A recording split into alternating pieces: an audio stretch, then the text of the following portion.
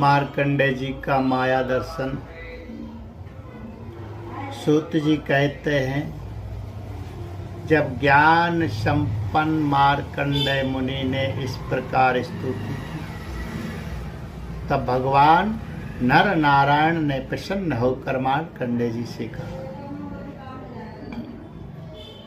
भगवान नारायण ने कहा, सम्मान्य ब्रह्म ऋषि शिरोमणि, तुम चित्त की एकाग्रता, तपस्या, स्वाध्याय, संयम और मेरी अनन्य भक्ति से सिद्ध हो गए। तुम्हारे इस आजीवन ब्रह्मचर्य व्रत की निष्ठा देखकर हम तुम पर बहुत ही प्रसन्न हुए। तुम्हारा कल्याण हो। मैं समस्त वर देने वालों का स्वामी हूं, इसलिए तुम अपना अभीष्ट वर मुझसे मांग लो। मार्कंडेय मुनि ने कहा, देव देवेश शरणागत भयहारी अच्युत, आपकी जय हो, जय हो।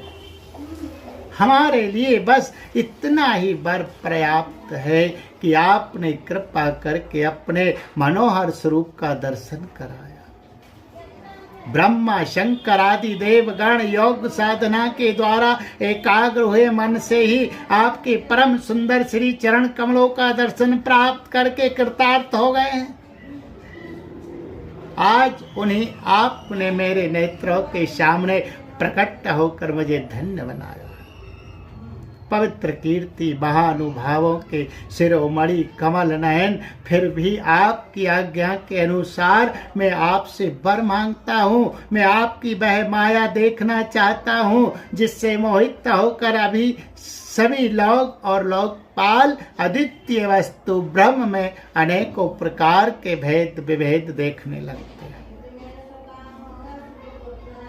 सूत जी कहते हैं, शौनक जी, जब इस प्रकार मार्कंडेय मुनि ने भगवान नर नारायण की इच्छा अनुसार स्तुति पूजा कर ली एवं वरदान मांग लिया, तब उन्होंने मुस्कुराते हुए कहा, ठीक है, ऐसा ही होगा। इसके बाद वे अपने आश्रम बद्रीवन को चले गए। मार्कंडेय मुनि अपने आश्रम पर ही रहकर निरंतर इस बात का चिंतन करते रहते कि मुझे माया के दर्शन कब होंगे।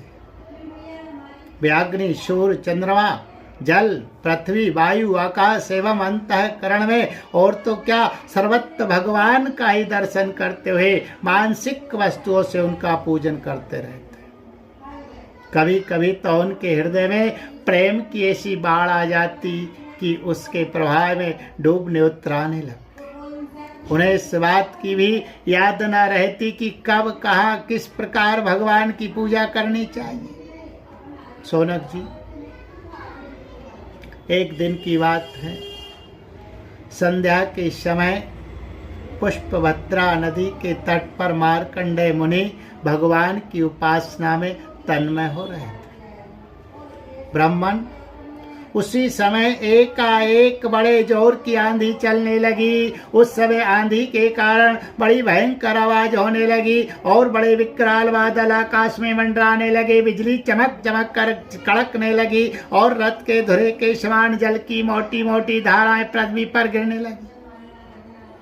यही नहीं, मार्कंडेय मुनि को ऐसा दिखाई पड़ा कि चारों ओर से चारों समुद्र समूची पृथ्वी को निगलते हुए उमड़े आ रहे हैं। आंधी के वेग से समुद्र में बड़ी बड़ी लहरें उठ रही हैं, बड़े भयंकर भंबर पड़ रहे हैं और भयंकर ध्वनि कान फाड़े डालती है। स्थान स्थान पर बड़े बड़े मगर उछल रहे हैं। उस समय बाहर भीतर चारों ओर जल ही जल दिखता था। जल ही जल दिखता था। ऐसा जान पड़ता था कि उस जल राशि में पृथ्वी ही नहीं स्वर्ग भी डूबा जा रहा है। ऊपर से बड़े वेग से आंधी चल रही है और बिजली चमक रही है, जिससे संपूर्ण जगत संतप्त हो रहा है। जब मार्कंडेय मुनि ने देखा कि इस जल प्रलय से सारी पृथ्वी डूब गई है, उद्विज्य, सुदज्य, अंडज्य और जरायुज चारों प्रकार के प्राणी तथा स्वम वे भी अत्यंत व्याकुल हो रहे हैं। तब वे उदास हो गए और साथ ही अत्यंत भयभीत भी। उनके सामने ही प्रलय समुद्र में भयंकर लहरें उठ रही थी, आंधी के वेग से जल राशि उछल रही थी और प्रलय कालीन बादल बरस बरस कर समुद्र को और भी भरते जा रहे थे। उन्होंने देखा कि समुद्र ने दीप वर्ष और पर्वतों के साथ सारी पृथ्वी को डुबो दिया। पृथ्वी, अंतरिक्ष, स्वर्ग, ज्योतिर्मंडल, ग्रह, नक्षत्र एवं तारों का समूह और दिशाओं के साथ तीनों लोक जल में डूब गए। बस उस समय एकमात्र महामुनि मार्कंडेय ही बच रहे थे। उस समय वे पागल और अंधे के समान जटा फैलाकर यहाँ से वहां और वहां से यहाँ भाग भाग कर अपने प्राण बचाने की चेष्टा कर रहे थे। वे भूख प्यास से व्याकुल हो रहे थे। किसी और बड़े बड़े मगर तो किसी और बड़े बड़े तिमिंगल मत्स्य उन पर टूट पड़ते, किसी और से हवा का झोंका आता तो किसी और से लहरों के थपेड़े उन्हें घायल कर देते। इस प्रकार इधर उधर भटकते भटकते वे अपार अज्ञान अंधकार में पड़ गए, बेहोश हो गए और इतने थक गए कि उन्हें पृथ्वी और आकाश का भी ज्ञान न रहा। वे कभी बड़े भारी बंबर में पड़ जाते, कभी तरल तरंगों की चोट से चंचल होते, जब कभी जल जंतु आपस में एक दूसरे पर आक्रमण करते, तब ये अचानक ही उनके शिकार बन जाते। कहीं शोकग्रस्त हो जाते तो कहीं मोहग्रस्त, कभी दुखी दुख के निमित्त आते तो कभी तनिक सुख भी मिल जाता, कभी भयभीत होते, कभी मर जाते तो कभी तरह तरह के रोग उन्हें सताने लगते। इस प्रकार मार्कंडेय मुनि विष्णु भगवान की माया के चक्कर में मोहित हो रहे थे। उस प्रलय काल के समुद्र में भटकते भटकते उन्हें सैकड़ों हजारों ही नहीं लाखों करोड़ों वर्ष बीत गए। सोनक जी, मार्कंडेय मुनि इसी प्रकार प्रलय के जल में बहुत समय तक भटकते रहे। एक बार उन्होंने पृथ्वी के एक टीले पर एक छोटा सा बरगद का पेड़ देखा। उसमें हरे हरे पत्ते और लाल लाल फल शोभायमान हो रहे थे। बरगद के पेड़ में ईशान कोण पर एक डाल थी, उसमें एक पत्तों का दोना सा बन गया था। उसी पर एक बड़ा ही सुंदर नन्हा सा शिशु लेट रहा था। उसके शरीर में ऐसी उज्जवल छटा छिटक रही थी जिससे आसपास का अंधेरा दूर हो रहा था। वह शिशु मरकतमणि के समान सांवला सांवला था। मुख कमल पर सारा सुंदर फूटा पड़ता था। गर्दन शंख के समान उतार चढ़ाव वाली थी। छाती चौड़ी थी, तोते की चोंच के समान सुंदर नासिका और भौहें बड़ी मनोहर थी। काली काली घुंघराली अलके कपोलों पर लटक रही थी और श्वास लगने से कभी हिल भी जाती थी। शंख के समान घुमावदार कानों में अनार के लाल लाल फूल शोभायमान हो रहे थे।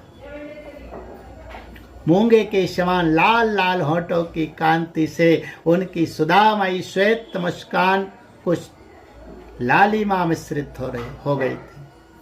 नेत्रों के कोने कमल के भीतरी भाग की समान तनिक लाल लाल थे। मुस्कान और चितवन बरबस हृदय को पकड़ लेती थी। बड़ी गंभीर नाभि थी, बड़ी गंभीर नाभि थी। छोटी सी तौन पीपल के पत्ते के समान जान पड़ती और श्वास लेने के समय उस पर पड़ी हुई बले तथा नाभि भी हिल जाया करती थी। नन्हे नन्हे हाथों में बड़ी सुंदर सुंदर अंगुलियां थी। वह शिशु अपने दोनों कर कमलों से एक चरण कमल को सुख में डालकर चूस रहा था। मार्कंडेय मुनि यह दिव्य दृश्य देखकर अत्यंत विस्मित हो गए। शौनक जी, उस दिव्य शिशु को देखते ही मार्कंडेय मुनि की सारी थकावट जाती रही। आनंद से उनके हृदय कमल और नेत्र कमल खिल गए और शरीर पुलकित हो गया। उस नन्हे से शिशु के इस अद्भुत भाव को देखकर उनके मन में तरह तरह की शंकाएं, ये कौन है इत्यादि आने लगी और वे उस शिशु से ये बातें पूछने के लिए उसके सामने सरक गए।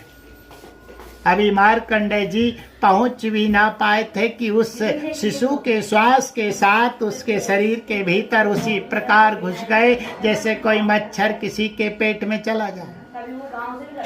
उस शिशु के पेट में जाकर उन्होंने सब की सब वही सृष्टि देखी जैसे प्रलय के पहले उन्होंने देखी थी। वह सब विचित्र दृश्य देखकर आश्चर्यचकित हो गए। वे मोहवश कुछ सोच विचार भी ना सके। उन्होंने उस शिशु के उदर में आकाश, अंतरिक्ष, ज्योतिर्मंडल, पर्वत, समुद्र, द्वीप, वर्ष, दिशाएं, देवता, दैत्य, वन, देश, नदियां, नगर, खाने, किसानों के गांव, अहीरों की बस्तियां, आश्रम, वर्ण, उनके आचार व्यवहार, पंच महाभूत, भूतों से बने हुए प्राणियों के शरीर तथा पदार्थ, अनेक युग और कल्पों के भेद से युक्त काल आदि सब कुछ देखा। केवल इतना ही नहीं, जिन देशों, वस्तुओं और कालों के द्वारा जगत का व्यवहार संपन्न होता है वह सब कुछ वहाँ विद्यमान था। कहाँ तक कहें, ये संपूर्ण विश्व न होने पर भी वहाँ सत्य के समान प्रतीत होते देखा। हिमालय पर्वत, वही पुष्पभद्रा नदी, उसके तट पर अपना आश्रम और वहाँ रहने वाले ऋषियों को भी मार्कंडेय जी ने प्रत्यक्ष ही देखा। इस प्रकार संपूर्ण विश्व को देखते देखते ही वे उस दिव्य शिशु के श्वास के द्वारा ही बाहर आ गए और फिर प्रलयकालीन समुद्र में गिर पड़े। जब फिर उन्होंने देखा कि समुद्र के बीच में पृथ्वी के टीले पर वही बरगद का पेड़ जो का त्यों विद्यमान और उसके पत्ते के दोने में वही शिशु सोया हुआ है। उसके अधरों पर प्रेमामृत से परिपूर्ण मंद मंद मुस्कान है और अपने प्रेम पूर्ण चितवन से वह मार्कंडेय जी की ओर देख रहा है। अब मार्कंडेय मुनि इंद्रियातीत भगवान को जो शिशु के रूप में क्रीड़ा कर रहे थे और नेत्रों के मार्ग से पहले ही हृदय में विराजमान हो चुके थे, आलिंगन करने के लिए बड़े श्रम और कठिनाई से आगे बढ़े।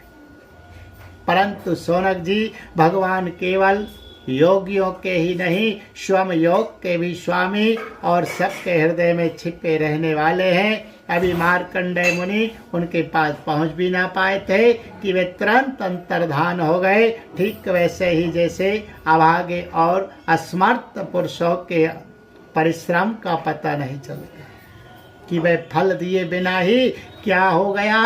शौनक जी, उस शिशु के अंतर्धान होते ही वह बरगद का वृक्ष तथा प्रलयकालीन दृश्य एवं जल भी तत्काल लीन हो गया और मार्कंडेय मुनि ने देखा कि मैं तो पहले के समान ही अपने आश्रम में बैठा हुआ हूँ। बोलिए गोविंद गोपाल कृष्ण भगवान की।